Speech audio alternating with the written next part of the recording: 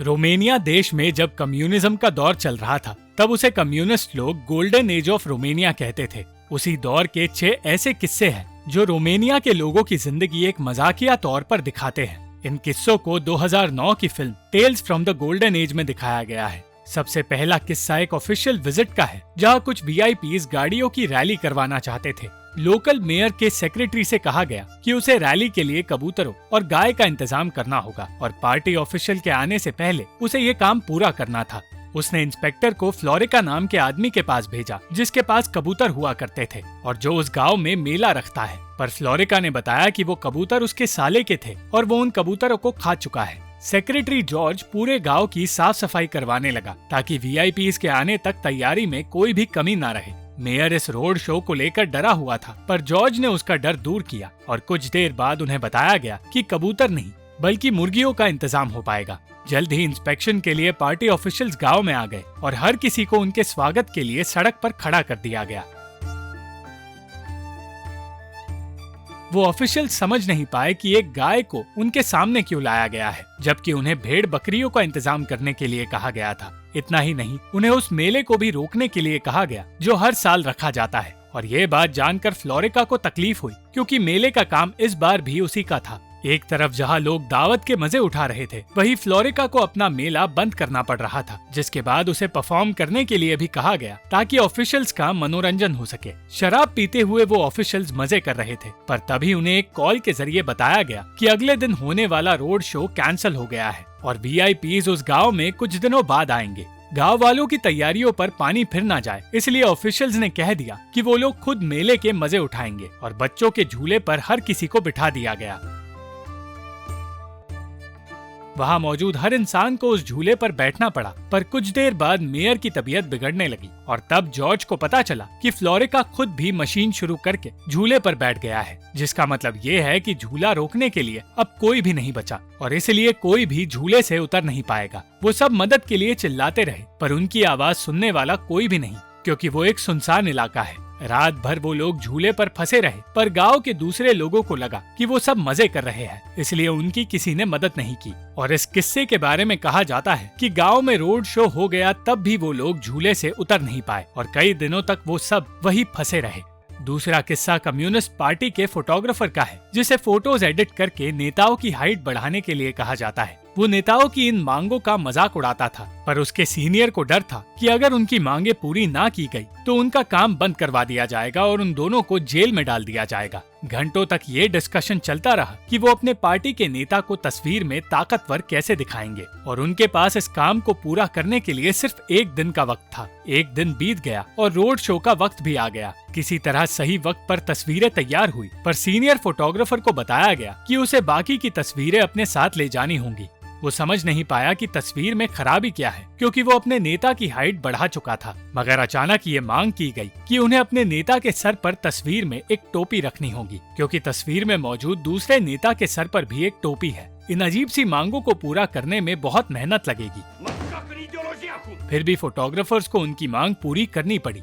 घंटों मेहनत करने के बाद तस्वीर में टोपी लगा दी गई और न्यूज़पेपर में उस तस्वीर को छपवा दिया गया। वो तस्वीर अब देश के हर घर में जाने वाली थी और हर एक पार्टी वर्कर तक पहुंचने वाली थी। मगर देर रात तस्वीर को ध्यान से देखने के बाद एक वर्कर ने कुछ ऐसा नोटिस किया जिस पर किसी का ध्यान तक नहीं गया था। जैसे ही पार्टी के लोगों को वही चीज दिखाई गई, उन्होंने न्यूज़पेपर की डिलीवरी रोकने के ऑर्डर्स दे दिए और तब ये बात सामने आई कि तस्वीर में उनके नेता के हाथ में पहले से एक टोपी मौजूद थी, जिस पर किसी ने ध्यान नहीं दिया और अब वो तस्वीर एक मजाकिया तस्वीर बन गई है, जिसकी वजह से फोटोग्राफर और उसके सीनियर को जेल जाना पड़ सकता है। न्यूज़पेपर की डिलीवरी को रोक तो दिया, मगर एक पेपर उसी ट्रेन में रह गया और उस पेपर को आज तक सिर्फ एक इंसान देख पाया।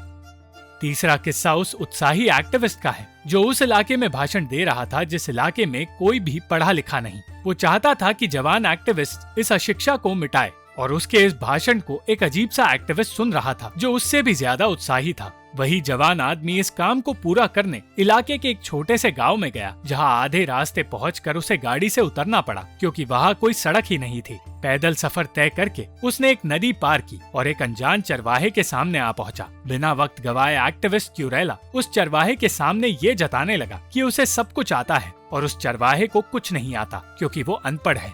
क्यूरेला उस गांव के मेयर तक पहुंचा, जो अलग अलग बहाने देकर ये कहने लगा कि स्कूल में बिजली ना होने की वजह से लोग पढ़ लिख नहीं पाते। क्यूरेला ने मेयर से कह दिया कि चाहे उन्हें बिजली ना मिल रही हो, मगर अब हर किसी को उसके पास पढ़ने के लिए स्कूल में आना होगा। क्यूरेला जैसे ही स्कूल में काम करने पहुंचा, गांव वालों तक ये बात पहुंचाई गई कि उन्हें हर रोज स्कूल जाना होगा। कुछ बच्चे और एक औरत तो पढ़ने आए, पर गांव के दूसरे लोग वहां नहीं आए। उन्होंने सिर्फ क्यूरेला के लिए खाने का सामान भिजवाया, मगर ये रिश्वत देने का तरीका क्यूरेला को अच्छा नहीं लगा। वो जबरदस्ती हर किसी को पढ़ाना चाहता था, मगर गांव का चरवाहा इयोन उसकी इस हरकत से परेशान हो गया था। उसे कई बार धमकाया भी गया, पर इयोन ना तो खुद स्कूल आया और ना ही उसने अपने पोते को वहां भेजा। मजबूरी में क्यूरेला को खुद इयोन के पास जाना पड़ा, पर थक कर जब उसने बिजली के टावर के पास अपने जूते साफ करने शुरू किए, तो इयोन के पोते को लगा कि उसे बिजली का झटका लग रहा है, और इस गलतफहमी में इयोन ने उसे पीटना शुरू कर दिया। ना चाहते हुए भी इस हादसे के बाद क्यूरेला को गांव छोड़कर जाना पड़ा। उसके जाने से इयोन को खुशी मिली, पर यह कहा जाता है कि अगले ही साल उस गांव का लिटरेसी रेट 1% से बढ़ाकर 99% लिख दिया गया, जो कि शायद एक झूठ था। चौथा किस्सा एक लालची पुलिस वाले अलेक्सा का है, जिसका बेटा स्कूल पर ध्यान नहीं देता। उसका बेटा अपने दोस्त को बताने लगा कि उसके चाचा उसे पोर्क यानी कि सूअर का मांस देने वाले हैं और जल्द ही उनके घर एक दावत रखी जाएगी। पर उसके चाचा फाने को मांस कहीं नहीं मिला और मांस के बजाय वो अलेक्सा के लिए एक जिंदा सूअर ले आया। अलेक्सा अब ये सोचकर परेशान हो गया कि वो उसे खाएगा कैसे। उनमें से कोई भी एक सूअर को मारने का तरीका नहीं जानता था। अब वो परिवार उस सूअर को मारने के तरीके ढूंढने लगा और तब अलेक्सा के बेटे ने कहा कि वो उसे गैस की मदद से मार सकते हैं। अलेक्सा और उसके बेटे के दोस्त को ये आइडिया ठीक लगा और वो सब इस काम को अंजाम देने की कोशिश में लग गए। अलेक्सा ने अपने पड़ोसी से भी गैस सिलेंडर मांगा और किचन में गैस लीक करके उस सूअर को बंद कर दिया। वो सूअर को तो मार पाए, पर अब उन्हें उसके शरीर के बाल को हटाना था, जिसके लिए वो आग का इस्तेमाल करने लगे। मगर ऐसा करने से उनके किचन में ही आग लग गई और उस परिवार का हर जगह मजाक बन गया। पांचवा किस्सा क्रीना नाम की स्टूडेंट का है, जिसकी मुलाकात बूगी नाम के एक वाटर इंस्पेक्टर से हुई। बूगी ने सैंपल के तौर पर क्रीना से पानी मांगा, जिसे वो एक बोतल में अपने लैब में ले जाने वाला है। इस बात को भूलकर क्रीना अपने माता पिता के साथ वक्त बिताने लगी और एक ट्रिप के लिए पैसों का इंतजाम करने लगी। वो एक रात अपनी दोस्त के घर पार्टी में गई, जहां उसे बूगी नजर आया और उसे पता चला कि बूगी कोई इंस्पेक्टर है ही नहीं। क्रीना से माफी मांगते हुए बूगी ने बताया कि वो पानी इकट्ठा करने के बहाने लोगों से बॉटल्स लेता है और वो उन बॉटल्स को बेचकर पैसे कमाता है। इस काम को बेहतर समझने के लिए क्रीना ने उसके साथ लोगों के घर जाने का फैसला किया। वो अगले ही दिन उसके साथ काम करने लगी और बूगी ने पानी का सैंपल लेना शुरू किया। जब क्रीना को बॉटल्स बेचने की ये बात पता चली, तो उसने कहा कि वो और ज्यादा बॉटल्स पाने में उसकी मदद कर सकती है और वो दोनों मिलकर ये काम करने लगे।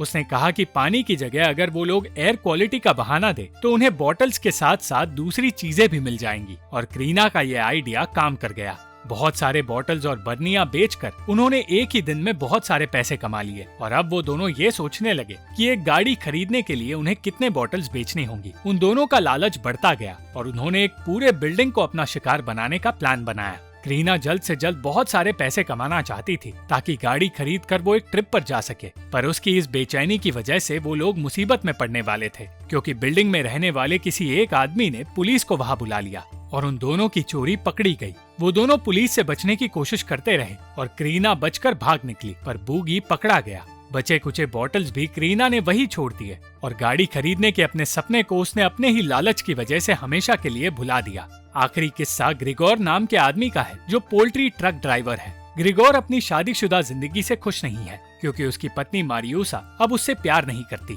पोल्ट्री से कुछ अंडे लेकर वो अपने नए साथी सेबी को काम समझाने लगा और काम करते हुए उसकी मुलाकात होटल की एक मालकिन कमेलिया से हुई। ग्रिगोर ने कमेलिया के लिए अंडे डिलीवर करना शुरू किया और वो अब भी अपनी शादीशुदा जिंदगी ठीक करने की नाकाम कोशिश में लगा रहा। कमेलिया तक अंडे पहुंचाते हुए ग्रिगोर को उससे प्यार होने लगा और फिर एक दिन उसने सोचा कि जैसे ही मुर्गियां रात को अंडे देगी, वो उन अंडों को चुराकर कमेलिया को दे देगा। उस रात वो कमेलिया के होटल में ही रुक गया और उसे गौर से देखने लगा। पूरी रात इंतजार करने के बाद उसने सुबह होते ही अंडे चुराना शुरू कर दिया और मुफ्त में वो अंडे उसने कमेलिया को दे दिए। कमेलिया ने उसे समझाया कि ईस्टर के मौके पर वो उन अंडों को आम लोगों को बेच सकते हैं और क्योंकि कोई ये जानता ही नहीं कि मुर्गियों ने अंडे दिए हैं, तो किसी को उन दोनों पर शक भी नहीं होगा। हजारों अंडे कमीलिया को देकर ग्रिगोर अपने घर लौट गया और अब वो हमेशा के लिए मारियूसा को छोड़ने के बारे में सोचने लगा। अगली सुबह वो फिर से कमीलिया के पास चला गया और वो दोनों फिर से अंडे चुराने लगे। कमीलिया फिर से अंडे बेचने में कामयाब हुई, पर वो आखिरी दिन था जब कमीलिया ने ग्रिगोर को देखा। कुछ दिन बाद ग्रिगोर के साथियों की बातें सुनकर उसे पता चला कि उसे चोरी के इल्जाम में जेल में डाल दिया गया है।